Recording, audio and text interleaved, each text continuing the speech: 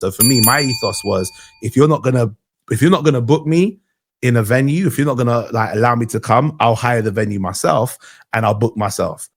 So I had this ethos. I started doing my own shows within the first year of doing comedy. So the thing was, my reason for wanting to do that so early is, so my mum's a businesswoman, always has been. She's told me if you can understand the business behind the scenes, you'll do so much better in front of it as well. So at least then you don't have to rely on other people to always have to tell you, this is what we're doing, how we're doing it. You got to understand how the cogs work behind the time before, rather than just reading the time and then believing that's what the time is. So I started putting on my own. I do a bit of comedy. Can I get a chance? So for me, my ethos was if you're not gonna book me in a venue, if you're not gonna like allow me to come, I'll hire the venue myself and I'll book myself. But I 2014, the garage video. But this was like when being viral was still, no one really knew what it was. But it wasn't even that I was viral in terms of I was on everybody's Insta, because Insta wasn't even doing videos then. It was Facebook, and then it was people downloading the video, sending it to everybody on WhatsApp, and like that would be the go-to, and then people reposting it on YouTube. I'd be the guy that everybody had. They didn't even catch my name as such, but as soon as they saw my face, I was like, oh my God, you're that guy that did and that.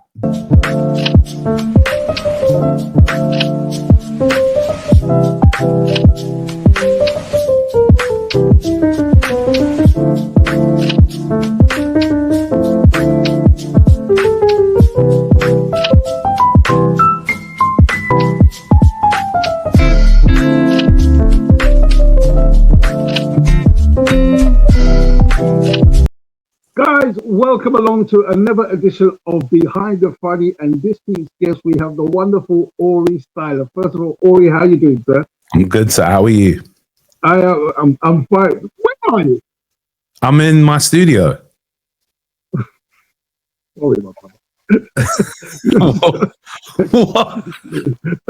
Excuse me. Hey, listen, Ori has joined us today. I'm going to take him back through the days when he first started, how he got into comedy, etc., etc. This is going to be a fantastic interview because I've known him since he started, right? So you can't tell you guys no lying. Big. Ori. Yes. Let's take it from here. First of all, what made you get into comedy? When you're at school, like to be popular, you got to be either attractive or funny. I never really had a choice on the first one, so I tried to work on the second one. And I just became good at kind of being I hate the word class clown, but just being like pretty like lippy, rude, cheeky to people, very quick with comebacks. And I think during my teenage years, I fell in love with comedy by watching, I would download the MP3s of Richard Pryor, Eddie Murphy and Dave Chappelle, and I would take them to school and listen to them. And that would be my go-to. People fell in love with like music and different styles of music. For me, I fell in love with comedy from then. I did do a bit of music when I was younger. I tried to put comedy into music, but then I always knew that I kind of want to just make people laugh. I got to about 22. I'd say I got to about 20, 21 years old. I was watching a lot of comedy live then. You guys that were doing shows with like loads of different brands of comedy around predominantly London, but around the UK. And I was like, I want to give this a try. 22nd of March, 2010, I did a comedy set for 5 minutes. It was like an open mic. Go ahead. That was my first show. Let me just hold you there for 1 second. Let's go ahead. Back to this bit about attractive. What do you mean you were attractive? I'm sure some women find you attractive. Or is it men? I don't know. You tell me. If women find me attractive, it's now. But back then, I didn't know what my style was. I had round glasses, round face. I looked a lot more like a younger version of the Halifax man. I can't remember his name, but you know what I'm talking about. I know what you're talking about. Exactly. I look older then than I do now. I wish I had a picture of you when you were young, but that's set up for another time, right? And so you said you went into music as well. Yeah, I did music. So at the time, grime music was kind of developing. So everybody was writing their own lyrics and trying to MC and that. And I was one of those people that for years, I used to write my own lyrics at school. And then I took it to when I went to college. I performed it as well, up and down, like different places. All right, spit me a bar then if you're that good, bro. Okay. One of my old ones from when I was like 16. You might want to go sit down because my lyrics hit hard and make you fall to the ground. Don't walk around like you're the talk of the tower. My name makes your white boxes turn brown. I'm styler. Know that I found that your lyrics should be 6 foot under the ground. And when compared to me, you sound like a Jamaican dollar while I'm a UK pound. And the realest MC that's around to the point they say, raw, that style is profound. I might have a draw for the Queen's crown. I'm a king. I don't care if Prince Charlie's around. And you're not cared for, like lost and found, like the dogs who got left back in homeward bound. All right, then there you go. Born ready. Balanced breakfast over here, brother. Come on. Yeah, I like that. Listen, what was your name? What was your street name? Styler Kid back then. Okay, Styler Kid. Styler Kid, bro. Yeah. And how far did you go? How far did I go? Yeah, in music? Yeah. I made a few songs. I like got rid of a few EPs and in my own area, but it wasn't anything big. And by the time I got to university, I fell in love with trying to MC. It just wasn't my thing. So and that uni was what, 18? So by 18 years old, I was already like, this isn't for me. I'd rather just figure out what it is I want to do, and as well as maybe get my education and see where that takes me. And yeah. Okay. But what was your education? What was your background? So don't tell me. Just before you go, just don't tell me that you straight away went to fall in love with comedy.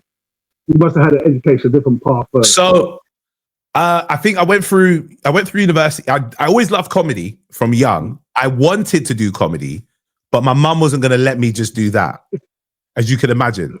Get an education. For her, it was, if I get you to 21 and you've got a degree and you've got a background thing to fall back on, whatever you want to try and do after that, as much as I may want you to go into business, at least I know you have your education to say, hey, if it doesn't work out, you're qualified for something. So I went to University of East London at 18.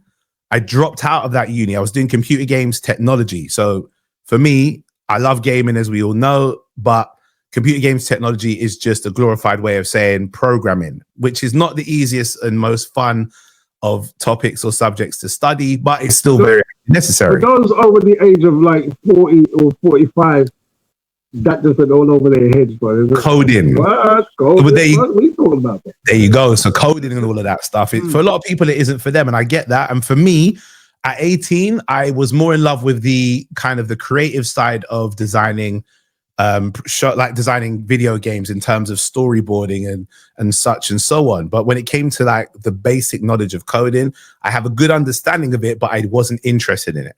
Got to the end of middle of the second year, and I dropped out of that uni, and I said, this isn't for me. Whatever this is too niche, it's too specific. I wanted to try something new. So I left London, I moved to Lincolnshire, and I worked at a company called PGL, which is like an outdoor activity center for children. Parents send their kids there like during the summer holidays. So if you don't want to do parenting for a few weeks, we have to look after them and teach them how to abseil and climb walls and all that. Yeah, I went to work there.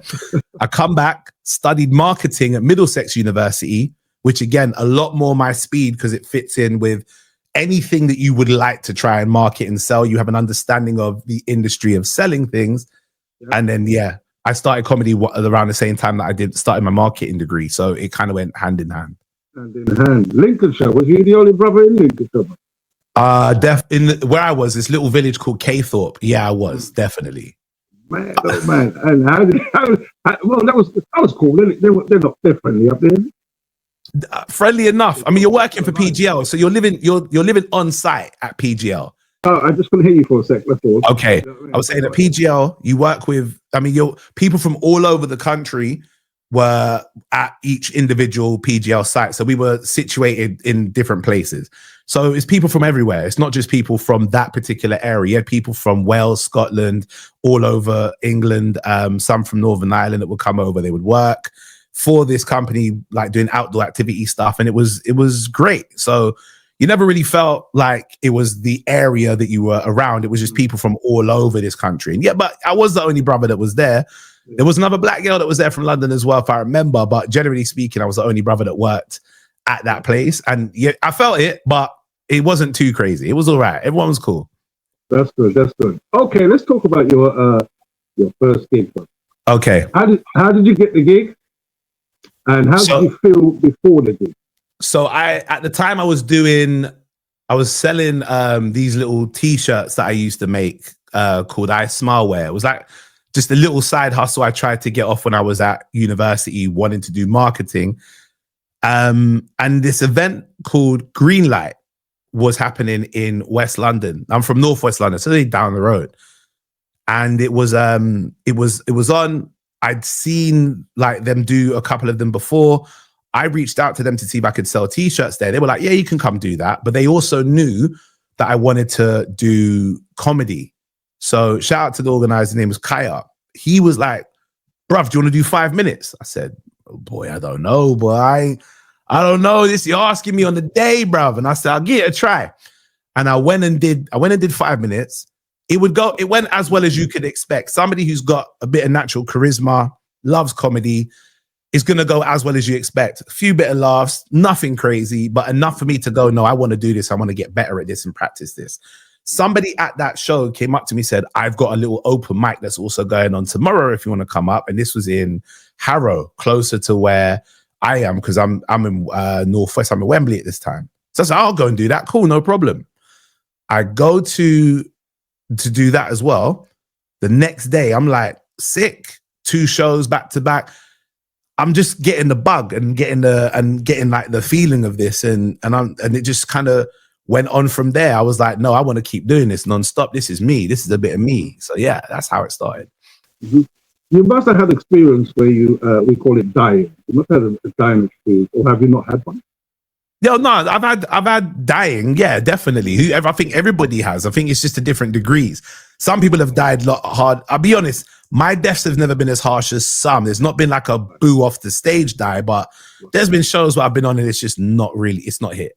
And how did you feel?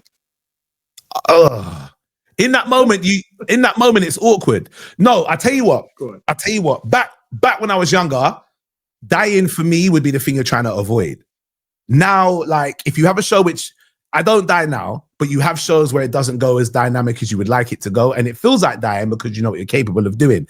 I love that. Make it awkward for me, because for me, that's what trains me. I can go in there, I can find it's awkward, and I'm leaving with people going, no, that was really, really good, because that's now what my task is. But back then, you're too afraid that the last show will be your last show. So you have to be able to leave and say, I was funny. And if you do get it where you don't really hit as much as you would like to, in those moments, you kind of want the ground to eat you up. But being real, it didn't happen as often where it was terrible, but there were some shows where it's like, I didn't really make them laugh as much. That would be already harsh enough for me to go, all right, back to the drawing board. What could I have done better? I'm coming back here next week. I want to make sure I do better this time. But they feel horrible in the moment. But as soon as you get off stage and go home, you forget about it. By the next day, you just carry on and go on to the next show. Good. That's a great way to look at it. Well, I've always looked at it that way. I recall. Okay, I didn't see you at your first show. I know I met you at, I think it probably was a comedy last show, where Carlton Thomas was doing the comedy. I think that's where I first met. I'm not too sure about that. Could be.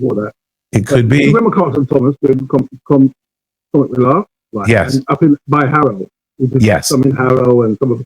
Yeah, I think that's probably one. I'm not too sure, but possibly. And I said, Rob, where did this guy come from? But then you saw me. I think you saw me for the first time, and you came up to me and shook my hand, and I said, oh, "Okay, cool." And then we got on from there.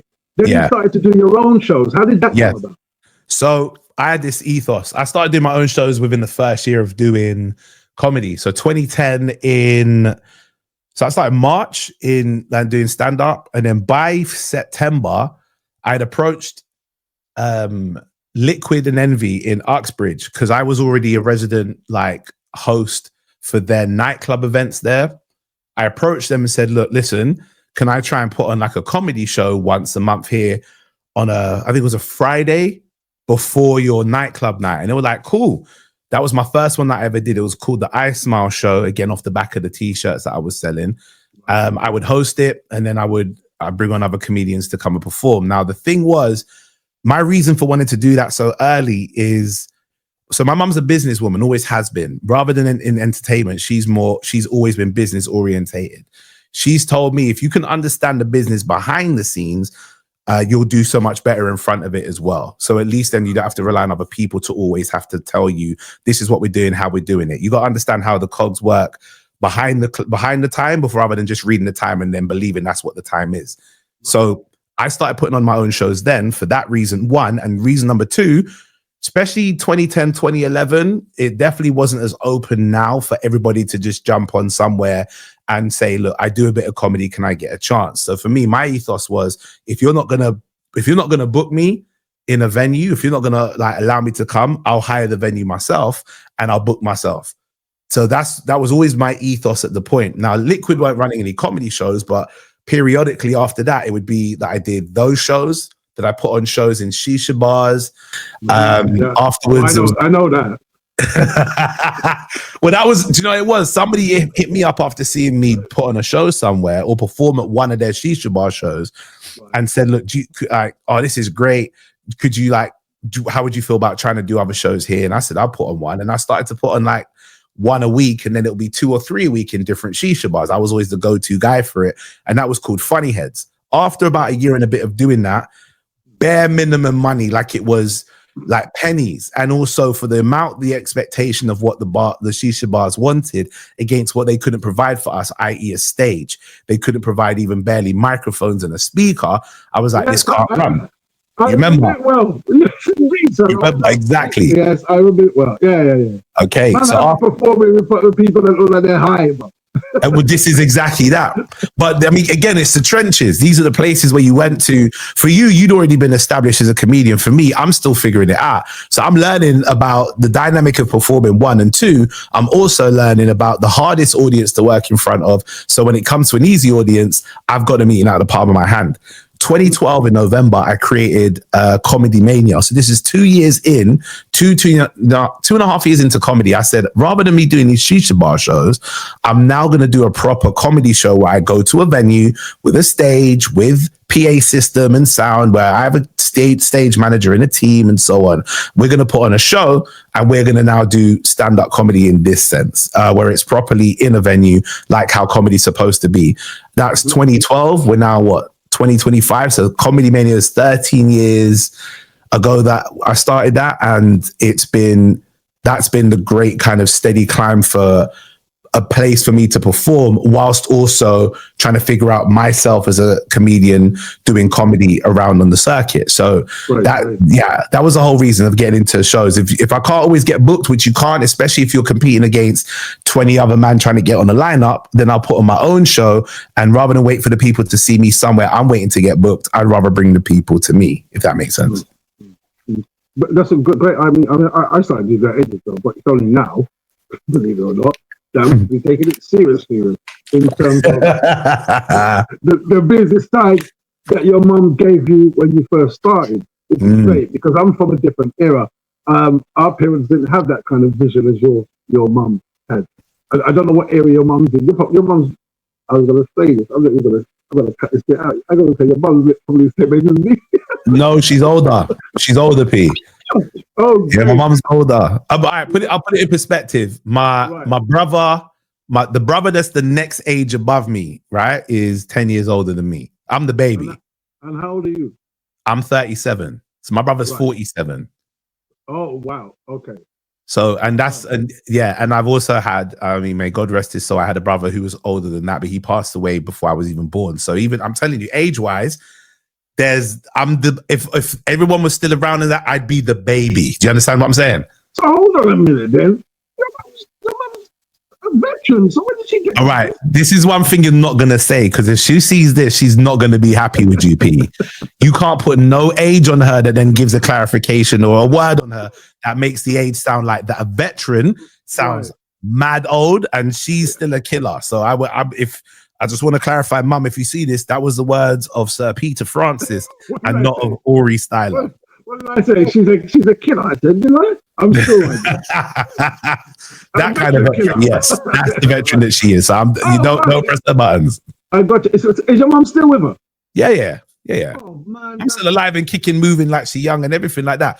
She does not look like, my mum looks about 15 to 20 years younger than what she is. Right, and notice I ain't said the number yet. Yeah, you don't listen to this. There you go. She's about 20. She looks 20 years, moves 20 years younger than what she is, and she's still up and kicking and moving like nothing. But it's kind of fascinating. Where did she get that business sense from to pass on to you, which is a great thing? So, in a real short roundabout way of saying it, my great grandmother, Cybella, she used to. So Cybella used to. Her name was Cybella Alexandra. She used to run about 4 or 5 different businesses on up Alexandra Hill in Jamaica. She had a huge business acumen. So she had shops and little kind of stores around in that area where people that like, she's from Cuba and then come over to Jamaica to set up and then went back to Cuba. Had my grandmother who came over again afterwards. They basically would have that nice little setup up in Alexandra Hill, hire family and friends to come in and run the businesses, and they just passed it down to people.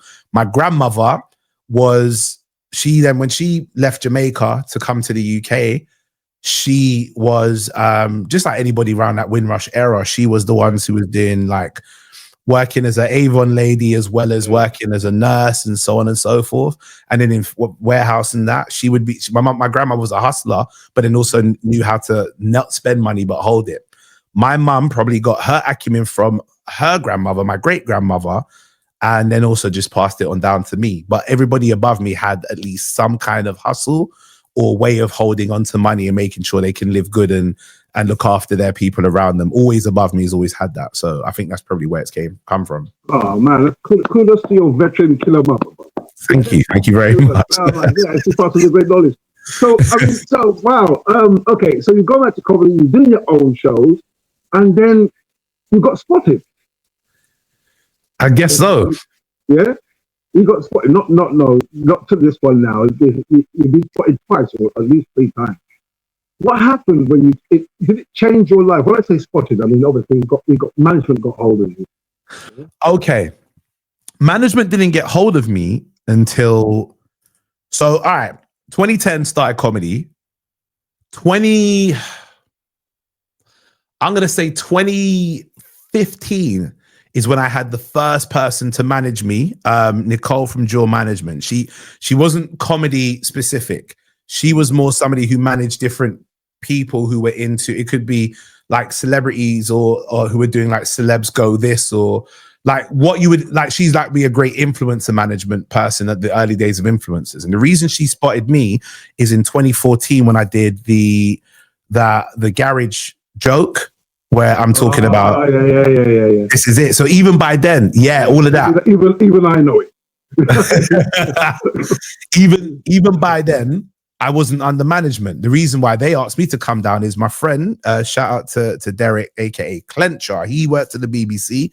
He was a guy who was like, I need to put on a UK Black British comedy show for the BBC. And he asked me if I can come and perform. I went and did that. That joke just really hit off, skyrocketed. And then the next few months is when I got contacted by Nicole. She managed me, looked after me for a little bit, but because I'm very comedy centric rather than trying to do like, I'm not the go and do the influencer celebs go this or whatever kind of guy. I needed a comedy manager. I contacted, I was with Hannah Layton Management for a bit.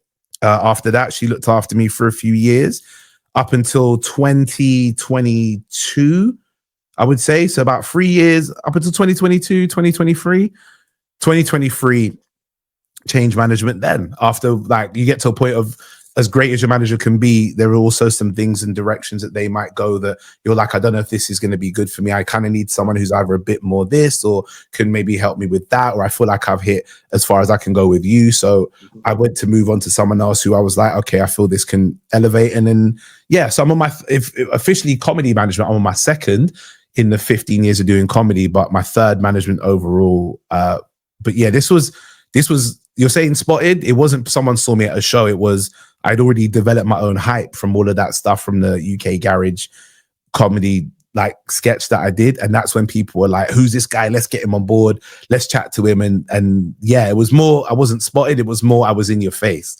And someone said, oh, I better take this guy. The business side of you kicking is very strong. So what year do you reckon that you really exploded? 2014, the first time. That one, first time 2014. But I 2014, the garage video. But this was like when being viral was still, no one really knew what it was. But it wasn't even that I was viral in terms of I was on everybody's Insta, because Insta wasn't even doing videos then. It was Facebook, and then it was people downloading the video, sending it to everybody on WhatsApp, and like that would be the go-to, and then people reposting it on YouTube. I'd be the guy that everybody had. They didn't even catch my name as such, but as soon as they saw my face, I was like, "Oh my God, you're that guy that did," and that would be the. I mean, that video has accumulated well over 100 million views across platforms in the time that it's been out. So that would be the first boom, I would say, for my career. But I purposely, I don't want to say deaded it. I purposely tried to kill the momentum of it because I didn't want to be known as the garage guy. So where everybody would see me at shows, do that joke, do the garage dance. I'd be like, nah, you know it. So I tried to push that down, and rather than be seen as the garage guy, I used that momentum to then make Comedy Mania be a UK tour. And then I put on my own first one-man show in 2016. And the hype of that video was still going around them times. Right. So just to stop you there, your one-man show, what was the name of the one-man show? Working Hardly. And where did you perform that? So we put on 10 shows. The London one was at the Tabernacle in Ladbroke Grove, in West London. We did Tabernacle, we did Bristol, Birmingham at the Glee, we did Manchester Comedy Store. I think we did we do Leeds at High Five for that one? I think we did Leeds for one of them as well. When you say we, who are you referring to? So my team, my Comedy Mania team. So one of my best friends, Stacey, is my tour manager, been my tour manager since we first made Comedy Mania, and is even up until my tour manager, like up until today. I had my DJ X-Rated, I had there's other people, some who are and some who aren't on the team anymore. Candice, Adrian, they were like videographer, photographer, and like helping with door stuff. And then we had Axel was the host for the show, Axel Blake, and Junior Booker was the opener for the tour. So that was like the tour team for that tour. 10 shows that we did. It was dope, man. In 2016. And because to me that looks like when your breakthrough really happened, regardless of the video. It's when you got to see you in real life and think, wow, this always is actually he's actually funny enough to do this, yeah. He's a player in the game, you know. Yeah. And then to me, the words got around, you know. You got to take this guy more seriously because you remember you're that much. How long have you been doing comedy now? 15. It'll be 15 years. Yeah. Yeah, and I'm like 25 years in. Okay. Yeah? And it's like, oh yeah, this guy's quite serious. And trying to get hold of you now. All right. Let me address two things real quick. The taking seriously thing, I understand it to a degree. I feel like, and this is no shade to you or anybody before me, I feel like because there was a huge boom of comedians around my age group that came in around the same time, like maybe about 10 of us. Well, unusually you'd maybe get about 3 or 4 in terms of like young black comedians, particularly. Right. Maybe get like 3 or 4 that would come every other year, maybe. But around my time, there was about 10 of us all at once. And I think because all of us are trying to find our voice, be funny, whereas we're also seeing so many of us maybe get the phone call to come and do a show because promoters who notoriously are quite stingy will go, I'd rather book some of these young guys. And then you would start to see some of the more established comedians maybe lose out on the booking for somebody that they would look at and go, this brother ain't even really ready to be doing 15, 20. And then you see the development of how comedy evolves as well, where a lot of the acts will start to be funny online and then be taken as like a bigger name to go on stage. I can understand there was a minor divide between some of the older and the younger acts, which for me was symbolic of the evolution of maybe comedy and how social media was developing. And I can see from the perspective of the older acts why they might like look at us and go, I kind of want to see you really do this properly before I can say you've earned your stripes and your respect with me. I can understand that on one side because I'm a person who's been doing it long enough now to see, again, some of the youngers that come in ain't got 20 minutes, but they might have enough followers to go, I'm going to put on a show, and they stretch out maybe 10 minutes of jokes in an hour. And I'm like, you're cheat. As much as I love the fact that you really want to do this, you're cheating the audience because you want a quick payday. So I can kind of see that side of stuff and see where the whole earn your stripes element of it comes from. So me doing my tour would be, I can understand where people go, no, we got to take this guy serious. He's 6 years in, he's done a tour, he's done his one-man show, he's been putting on shows before, and he still gets up and he grafts and he goes to do clubs or whatever any time that he gets. So I do get that side of it as well. On the other side, for me, I don't feel that was a tour that established me. Shout out to and this, I mean, him have disagreed many a times on stuff, but there's one thing I love and respect for what he said about this is Nathan, who used to do Real Deal. He said to me, he was the first guy to really express this, and I actually sat there and goes, you know what? You're 100% correct. Okay. You build up your whole career to get that first tour out the way, to burn that material. That's easy. Show me what you do the second time round. And he said this, and maybe it shouldn't have pushed me to do it, but I did it, and I love the fact that he did push me to do this. He said, like, you've done the first one, let me see you do a second. And I heard that, I was like, why? I just did this. He goes, yeah. But the first one's easy. You're burning everything that you already built up in 6 years. Show me who you are by putting on the second one. So I did another one-man show tour in 2017 the next year, which made me go, I have to learn to write material, to practice material, and to be taken a bit more seriously than just the guy who's trying to hit a lick off of doing 6 years of material. Now he's got a bit of momentum and he's got a bit of speed behind him. Now show me, like I follow this ethos even till today. It's easy to get everybody in the room once. Show me you get them in the room twice. And if you can do that, then that shows me, one, you're great at the marketing, and two, people actually loved you the first time round. It's easy to sell the trick of, hey, I'm going to be funny, and then people come the first time round, but the second time round, when they go, I saw you last time, I have to see you again. That's what made me wake up and say, if I'm going to be somebody who's worthy of this title, I want to be able to say I got people to come and see me again and again. And it doesn't just drop off. It's growing. And it's growing because somebody said I have to see him, and someone told somebody else we have to see him, or someone heard I was good. And that's why it's growing. So yeah, that's where I think the stripes get earned in my perspective from my career, is when the second time around, the next year I went, I'm going to do another tour within like 17 months after. Yeah. Boy, that's good, because I know how hard it is to do a tour in the first place. How do you write your comedy? Are you do you write out the whole joke? Do you just write bullet points? Do you memorize it? Do you improvise it? What do you say was your writing technique? So how the joke formulates for me is, if I'll have an experience that I go, that was funny, or that could be funny. I'm out and about, I see something, or I think of something, or I feel something, and I take notes on my phone. So I'll put material, and then I'll put the title of the material, and maybe 1-2 notes in that moment, because 9 times out of 10, I'm probably going somewhere or off somewhere, and I haven't got time to sit down and write something out. I then come back to it later on and go, okay, there are some premises here that I've written down, and I see if I can tap into the feeling that I had at the moment and then expand on the premise.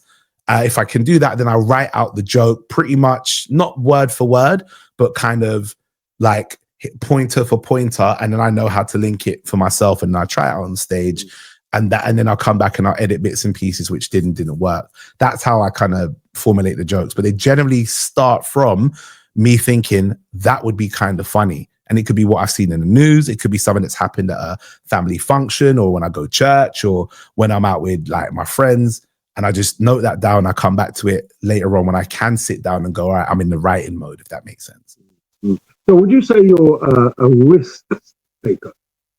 Yes. Rather than someone, you're risk. Yeah, I would have graded a risk taker. who inspired you to do your style of comedy? Because to tell the truth, actually, answer the question: who inspired you? Or do you think your comedy relates to anyone, or is there anything similar to anyone?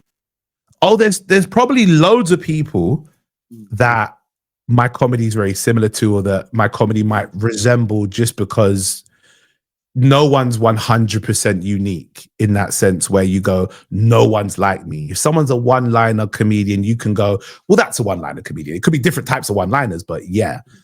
But there's no one that's inspired me in terms of my style of comedy. There are so many people that I've watched, and I love what they're able to do with comedy, and it inspires me to go, all right, tap into who you are and what your skills are and what you enjoy, and then go out there and do that. So there's loads. Like right now, for me, I love Ali Sadiq for his ability to just storytell, which shows me that even if I've always been a storyteller, but it shows me where I used to be told by other people, gag rate, hit rate, nonstop, go on and go on. Just, it's got to be every 5 seconds, you got to say something that makes people laugh. If that's not me, then you're telling me to do something that isn't natural to me to be funny. So I'm watching someone like him makes me go, well, he makes it work. And that's who he is. So if he's being who he is, that inspires me to go find the people that appreciate what it is that you're doing and do your thing. Kane is like her big brother to me. There's a ruthlessness that I'm not, in terms of some of the stuff we both know Kane will say is just disrespectful and rude, and he's rowdy and so on and so forth. And we love him for that.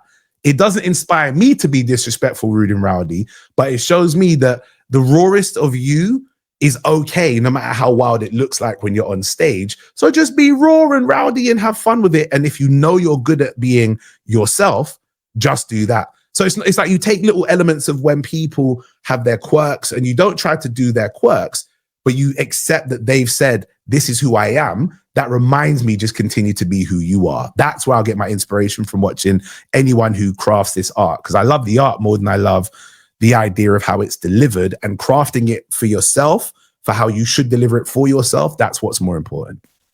Right. I'm glad you answered it that way, because for me, when I look at you, I think, wow, you finally found your voice. That's how I see it. Thank you. Because I remember, I know you from when you first started. Yes. I see you now. I said, Jesus, he finally found his voice. And I noticed that within the last 4 years. Yeah, I'll take that. You're finding your voice, and he found his voice. Yeah, which is a great thing to have, and a great thing to achieve in such a short space of time. Because sometimes they say it takes 3 years or 20 years plus to do that. But we can see all from what you just told me in the beginning. You're constantly testing yourself, and I love that. I mean, just even to touch on that, Miles Davis said, sometimes you have to play a long time to be able to play like yourself, because you end up trying to be like other people you think are funny, and then you think that's what everybody else wants you to be, which is that element of funny. And then you get to a point, and I could tell you the breaking point for me, which made me go, I'm just going to be me. I know when that was. But when that happens, you figure out what your voice is. You are unstoppable. It's not even, I mean this with so much sincerity. When I tell people now that are trying to play the algorithm game on social media, or trying to do comedy, and they're trying to do the whole, let me do what this is because this is what's funny right now, or they think they're ticking a box because that's what industry tells them that they should be, if they're trying to follow whatever they think is the directive of these people ticking boxes. I've had to tell people, yo, you need to be yourself, because believe me, when they change their mind on what they want today, you're now going to be out of flavor. But if you've accumulated an audience that want you to be you, you are now going to be the person that they like for you. And it's so much more easier to just be yourself. And I remember that breaking point. And bro, I had a breaking point for when I remember that. When would you say it was? So I did Green. Green was my 4th special, and Green was 2021. I was writing it. 2022 is when I delivered it, right? So you look at you with the time, you're like, yeah, 4 years. I can see you, man. All right, brother. All right, I see you, man. I see you. I can see you. All right, yeah, I miss see certain things about Ari. Yeah, I miss seeing it. I know it is. So I had a breaking point. I was in a bad relationship with somebody who couldn't understand what it is I was wanting to do and trying to be, after coming out of COVID, where none of us really knew who he was anymore, because the thing that made us who he was made us feel like, well, we can't do it, and we're not anything if we're not making the money we need to, because that's what the world sees us as. I was struggling with debts because I had put on the big Comedy Mania weekend. I did it twice, and I was in like maybe about 48, 49K debt from trying to put on a weekender myself off my own back. Twice, brother. I saw it once and said, this is a good idea. And I said, I lost a little bit of money in the first one, but as a loss leader, I said, let me do the second one. I lost even bigger. Bro, I lost, I'm down. I go and write Green. Green is currently, in terms of my emotional masterpiece is probably that, because it's about when I had everything kind of going downhill. COVID broke us. Then I went into therapy. Whilst in therapy, found out how to balance things out, and then things started to climb up. That's 2022. That tour does really well. It had loads of great reviews. I then go to Edinburgh Fringe under the advisement of my management back then. And I'm always been anti-industry. So going to Edinburgh Fringe is not for me to do. It's always the thing that, you know, the agents, they say, this is where you need to go. It's a great place for you to showcase what it is you need to showcase. That's great. Not when you either look, sound, or act or think like how I do. Because for me, I've got a very guerrilla attitude, which is, oh, if people want comedy, I'm giving it to them the way that I need to give it to them in my own way, where they're like, no, you should go to this venue and tap dance and shimmy, shimmy, yo. I'm not doing none of that. But I did it. I went up there. Bro, I'm already in debt because of this weekend I'm having to pay off after COVID. I'm now lost another 10 just being up there. Like my Airbnb was like 4.5K for a month. So I'd have to sleep in the same bed as some next brother I don't even know. It's crazy. This is I know. Exactly. But bro, but hear this. I got up there. I won an award for my show. So I'm like, this is a great show. I come back, I've left, and I realized I fell out of love with comedy because I went up there, did Edinburgh Fringe in 2022. Even though I had the award for the show, I come out that bubble and I'm like, this didn't even matter. And I spent a month in this place doing something for people that really and truly is I won one of the contemporary awards. Great, but no one's gonna look at me any differently because I'm just one of the 1,000 people that wanted other people to at least put some stars on my poster. They only come here for a handful of people. There was less producers or whatsoever here, and I got minimal out of it. So 2023, I'm sorry to go the long-winded way about this, but this is all like 2023. Get it off your chest. Thank you very much. 2023, I'm like, I'm giving up comedy. I'm just going to stop. There's no point. If this is what it is game-wise, if you don't need me to be this person, or if you need me to to either be the Oxbridge person that can shake shoulders and rub hands with other people that they already know who are their daddy's a producer. If you want me to be that, that's not me. If you then want me to be the sub story guy who, oh, daddy never loved me, he left, so that's why I have to talk about it here because that suits my face, I'm not going to do that. So I said, I'm done. I said, I'm going to do the commitments of what I want to do during 2023 that I already said yes to. So 2023, I said, I'm going to take a year off. But I've already committed to opening up for the first chunk of Babatunde's tour, right? Okay. So I go and do that. He's just come off of I'm a Celeb. So the tour's gone bigger now. It was supposed to be 2022, but they pushed it back to 2023 after he went in I'm a Celeb come out. So I'm like, all right, yeah. I just got to do these. It's not a problem. I go and do them. As I'm doing them, what happens? Live Nation, Charlie Bass. I love Charlie Bass to bits. Shout out to Charlie. She comes up to me and says, look, what are you like? She saw me opening for the show. I'm more than capable to open without it being an opportunity that I needed to at least go, hey, I'm funny. So she saw me, was like, I know who you are. Are you touring anytime soon? I said, look, I'm going to take a breather in 2023. I'm looking to maybe see what happens with 2024. But I don't want to do comedy this year. I'm just doing my commitment. She goes, all right, well, when you do that, just come and sit down in the office with me. Let's have a talk. And I go and sit with her. And the conversation is like, look, we can take some of this off you because you do all the work. You do all the flyers. You do all the booking the venues. We can do all of that stuff. And it can allow you to just focus on the bits that you want to do with your tour. And I said, you know what? I'll give this a try. I've done 4 tours with me and my Comedy Mania team off my back. We've done like up to 15 shows a tour. She says, all right, cool. If you want to do it with us, it's 26 dates initially that you can do. We can get you out in these regions based on the numbers you've done before. And I said, how does that look? She goes, that's cool. I go, that's great. It's cool. Now I'm thinking the year of 2023, I'm going to take off. I've got to shorten it because I've got to get back into the speed now if I'm going to go on tour in 2024. So August, I go to New York with 2 other comedians. Shout out to Joe Bingham and Raj Pujara. And we're walking over Brooklyn Bridge, 2023 August. And I remember saying to them the entire time we're walking over the bridge, I'm going to come back properly. And I'm telling you this, I'm doing this my way. I'm not doing this in any other way other than if I want to put stuff out, I'm putting it out at the time of day I want to put it out. It goes up online. That's what it is. If people like it, they'll gravitate towards it. If they don't, they don't. I don't care about burning material. I'm good enough to write. I'm good enough. I've been freestyling as an MC for years. I can put out so much stuff that I'm going to do it on my terms and I don't care about who likes it or who not. All I'm going to do is watch me sell this tour out and I'm just going to be happy and so on and so forth. And they're sitting there like, fair play to you, but I need to just see it. That's what they're saying. I come back after September. I even make a little post saying I took 9 months off comedy. My aim was to take a year, but we got to get back to it. That was September 2023. Started doing more shows, getting my material down because I'm going on tour at the beginning of February 2024. By October in 2023, I do a video. I perform at Backyard Comedy Club with, it was one of Stamina's shows. I can't remember which one it was, but one of his shows that he's done there. And I've recorded a set of me performing, making a joke about Vybz Kartel for a bit of fun. And I put that up the next day. And it went off. Like, it just went off. And the next thing I know is even Vybz Kartel posted it up and started sharing it from prison, you know. He's not out of prison yet, you know. That's from prison. And messaging me say, yo, it's like, yo, y'all know something like that. I'm like, what? I was worried at the beginning, like I took the mick out of him and like he's gonna set man on to me. I was like, nah, sir. I was worried, but he liked it.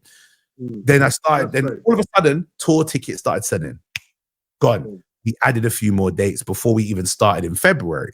Then I'm doing more of this. I'm putting out bits of my stuff that I've already got. I carry a camera with me everywhere and I'm filming just my set. And I'm putting out bits because I don't care to burn material. I write more. And I do one about Destiny's Child. Gone. I do one about this. Gone. And all of a sudden, everything that I've built up, this frustration that I was having, and this like not feeling appreciated by this comedy industry, I'm sitting there going, all right, cool, that's that. But what it built up was almost like a middle finger attitude to everybody else. I'm just going to do my thing. And I start doing it. And then the people that matter the most are the ones that start showing me that, yo, we love this. We're coming to support you. And that's all the fans. That's all the people that love the comedy. It's me going direct to the consumer. I've always been the man of the people rather than the man of the industry. Bro, I went from 26 dates and then toured in 2024. We kept adding dates and adding dates and adding dates. The tour was supposed to be 3 months. It ended up being 14 months, 104 shows. We only finished it April 2025 this year. All because I like that journey, that whole bit from like breaking before green and then wanting to give up and then going, I'm not giving up. I'm just going to do this my way. And then all of a sudden, my profile went from here to here. And I still don't feel it like everybody else does. They look at me like, nah, bro, you're killing it. You're doing this. I know how much hard work went into it. And it all started from that breaking point, which, like you said, 4 years ago, like you found your feet. Yeah, I lost my feet and I had to find it again. And that's kind of what brought me back up to where I'm at now. Sorry for the long-winded story there, but that's all that. No, that's fine. This is always style. Our very own Black Frank Sinatra. He does it his way. I'll tell you that. Say that, brother. It's only a paper moon, man. What are we talking about? I was going to say to you, so what is it for you now? I'll tour again, but I'm not going to rush it. I'm not going to go like just straight off the back of this. We cut this tour early because I believe you leave when your stake is at its highest. Okay. So we didn't want to continue just because we kept selling out the shows.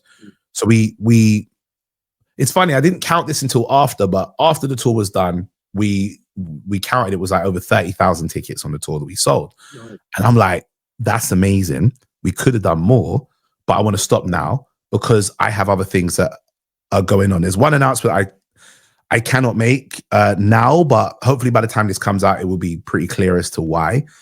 There's some other announcements. I know there's shows that Okay, what film are you going to be in? It's not a film, but it's something. It's something great. Let's just to say that. All right. It will be very, very soon that you'll see. But there's that I know is going to be a very huge thing for me when it comes to just my current career. I'm putting on these shows now where I just do pop-ups around, I was going to say the country. It's around the world, to be fair. There are times I'm going to different countries. As long as I'm allowed to work there, I'll ask a venue, can I do a show? And I'll put it on just to do an hour of me having fun with the crowd. I'll record it and we just have a good time of it. And I do that now anywhere I kind of fly to, as long as I'm allowed to work there. You still got my number, ain't you? Yes, I still have your number. I'm not listen, I'm not bougie, you know. I would Pete, do you know what, Pete? There are some people that they obviously get to a level and they go, yeah, this is kind of beneath me. I still like to be at the gym. For me, any room that I can be in, that's why I'll go somewhere that's random and hard and difficult for me to work with and work, because you come back so much more better with your tools sharpened anywhere that is comfortable if you can work in the places that aren't. So I'll be doing that. And then probably end of the year, I do like a Christmas tour every like end of the year where it's just a bit of fun with the crowd and we give like prizes and we let them play games and so on and so forth. I'll be doing one of those, but I'm only going to talk up until the end of 2025. That's all kind of laid out already, but that's kind of what's in the pipeline next. And me on tour next, like my own Ori Styler doing his 6 whatever tour. I have a target of what I want to get, and that's based on the numbers that we had from the last one. And also have a venue that at some point I would love to be. I'll say it to you now. My dream venue one day, as a boy who's from Wembley, would be Wembley Arena. When that happens, we don't know. That's all in God's hands. But in terms of what's next, that would be one of the things that is kind of on my that's on my radar. Well, it's a little bit further out of my radar. I still got probably one more tour before I could even start talking them numbers. But everything I'm doing now is with the hope that I can work towards just growing some more, elevating more, and then just doing this art for the fans rather than doing it for like any industry thumbs up. There's just no need. If they like it, they like it. But the people that are always going to be more important are the fans that put those bums on their seats. So yeah, that's kind of my whole ethos, and that's the plans over the next few months to the next few years. Absolutely brilliant. And don't forget where you come from. All right. Oh, of course. Well, I'm going to forget where I come from because I'm going to move. You'll never forget it, Pete. Trust me, you won't. I know. Okay. So, you know, in this industry, there's been a lot of bitterness between comics. Did you find that at all in your career? I think, yeah. Yeah, naturally.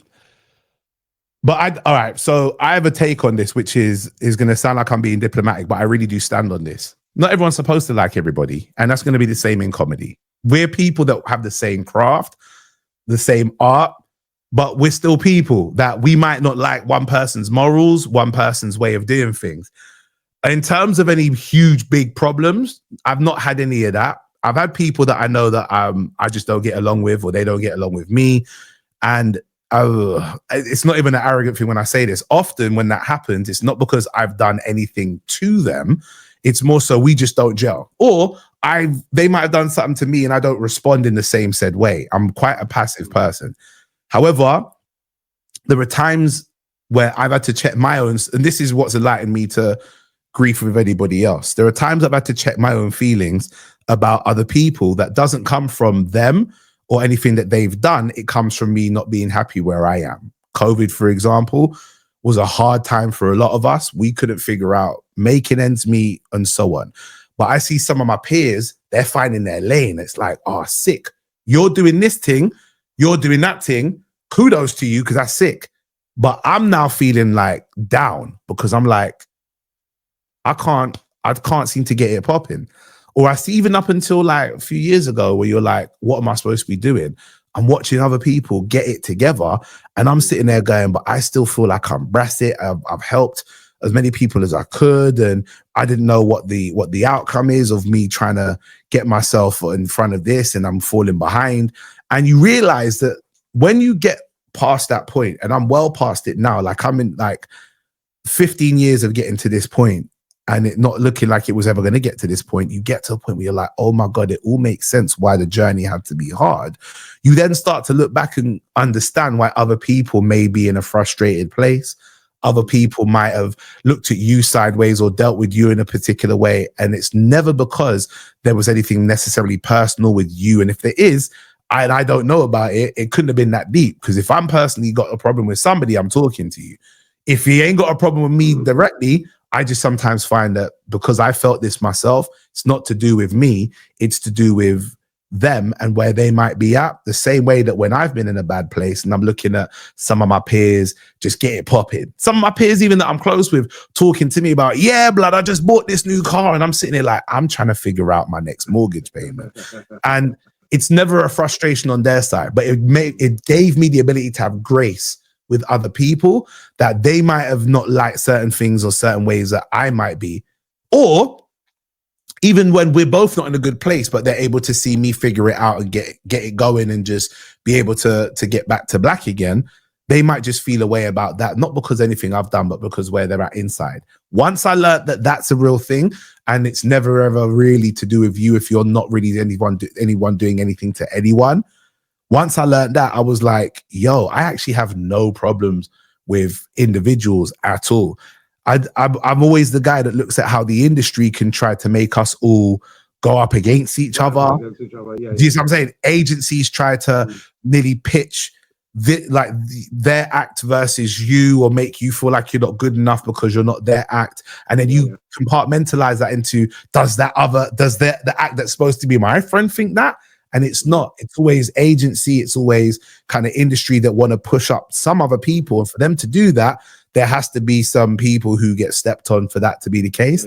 And 9 times out of 10, it's not even your own people. It's everybody around trying to elevate that person. And that person I don't blame, because they got mouths to feed just like me. Once I figured that out, I was like, I got no problems with anybody. Everyone's trying to figure it out. And it may look like it's rough. It never really is that bad or that deep, ever. Yep. Right, but there are some people that I can say are genuine friends. Definitely some people. But generally speaking, I see what you mean. You can't approach it like everybody who's your colleague is your friend. Definitely can't do that. But there are some people that I will put up and say, no, I've seen how they've moved, or I've moved a certain way with them in terms of I never had to do that. Like, without saying names, I've had a friend when I've been really, really bad just appear to my yard and just say, here, take this envelope. And it's money that he knows he's going to get back when I'm up. And it's more money than I could have really even asked to borrow from someone. He goes, when you got me, you got me. And just, I'm talking of another comedian. I'm talking another comedian is what I'm saying. Okay. Do you see what I'm saying? Who's just pulled up. He's known my place, but he's also been the same person that when it's come to any opportunity that I've had, or when I've been able to put money in his pocket, I'm like one of the first guys to have said, yo, get my guy on. And then he's now seeing a nice little chunk of money from doing about 10 or 12 shows, or like he's seen me do that for him. And when he's seen me struggle, he's been like, hey, hold that. And then just get me when you got me. And then maybe a couple months down the line, I've got him back. And then we're just good to go again. And like, there are people like that. Not everybody's like that, but that doesn't speak to them being a comedian. That speaks to them being a human being. And they just happen to do comedy as well. I must be a human being. So because I said it to you, my pockets are empty, Ori. Can you fill them up kind of like next to P, if there's one person that I know is doing all right. Oh my God. I know you're doing all right. So behave yourself. But I'll be honest with you. If I found out that there was something going on and you were struggling and I know I had it, bro, my spirit would tell me to, call P and say, look, what's going on? Do you need something? If I got it. If I don't have it, then I can't put myself in a deficit if it ain't there. But if I do... Remember he said that on camera. No, brother. Listen, a church sermon that I watched not too long ago. I was actually there to watch it at Tab London. That's the church I go to in Lewisham. And there is an ethos. People spend too much time being a river where actually you should be a reservoir. People want to be a river with their money because they want to hold on to it for a long period of time. Where actually a reservoir gives money, but you give space for money to go, and more seems to come in somehow because it could be investment, it could be a blessing, whatever, but that comes back through. Reservoirs don't stop. No, sorry, rivers don't. It's the other way around. Rivers don't stop. Reservoirs. You see what I'm saying? I said it the other way around. My bad. Yeah, to be a river, not a reservoir. I'm not trying to hold this money and hold these opportunities and hold these blessings. I want to be able to give them to whoever I can because I believe more is to come. So I got to make some space for more to come in. The same way that I want to be able to help out somebody else and let them develop their river that turns into a reservoir. So that's kind of my ethos and my ideology. I would always want to help out people if I can. Always. Let's keep that space fair because I've got something big coming up myself, which you'll soon know about. So I've got your number. Look at your planning. Brother, you remember you said about river? Well, listen. Well, I said it on camera, so if I have to stand by it now. No, I have got things coming up. Trust me, the pipeline. And I'm like you. I go to other countries and perform, and I love that. I love that. Taking other countries. Aura, this has been a wonderful podcast, brother. Thank you. I'm glad you finally made it after 3 years of me chasing me down. Ain't been 3 years of you chasing me down. Behave yourself. I know. It's only been 4 months. All right, 4 months. But you're here. You've done it. It's brilliant. People, this is all. Peace. Listen, what are your social handles, just in case anyone hasn't? Oh, it's Uri Styler, AURIESTYLA on all platforms. Uri Styler, whatever the social media platform is that you're on there, it's just Uri Styler. Uri Styler, thank you very much for listening to this. Thank you, bro. On Broad-Minded. Take care of yourselves.